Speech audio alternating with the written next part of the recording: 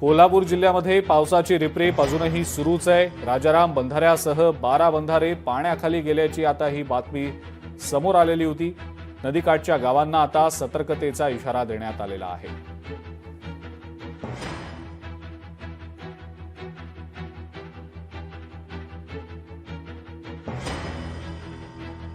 सध्या आपण आहोत पंचगंगा घाटावरती आणि इथली दृश्य मी दाखवण्याचा प्रयत्न करतोय।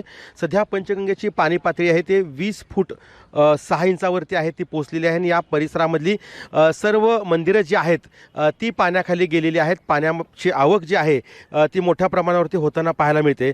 खरं तर धरण साठ्यामध्ये गेल्या वर्षीपेक्षा अधिक पाणीसाठा असल्यामुळं राधानगरी धरणाचा जो पायथा विद्युतगृह आहे तिथून प्रतिसेकंद 2500 क्युसेक पाण्याचा विसर्ग आहे तो भोगावती नदीपात्रात सध्या सुरू आहे।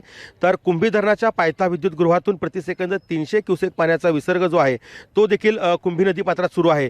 त्यामुळं या ठिकाणी पंचगंगा नदीमध्ये मोठ्या प्रमाणावरती पाण्याची आवक आहे ती होताना पाहायला मिळते। राजाराम बंधारा इथली पाण्याची पातळी जी आहे ती 20 फूट 6 इंचावरती पोहोचलेली आहे आणि 12 बंधारे जे त्या पाण्याखाली गेल्यामुळं वाहतूक काहीशी विस्कळीत झालेली आहे। धरण पांडव क्षेत्रात देखील पाऊस दमदार असा पडताना आपल्याला पाहायला मिळतोय।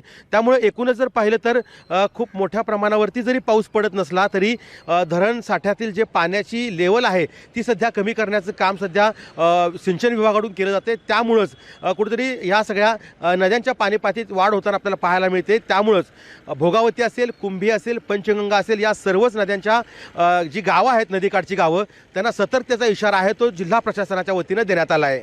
सत्यज औंधकर, लोकशाही मराठी, कोल्हापूर।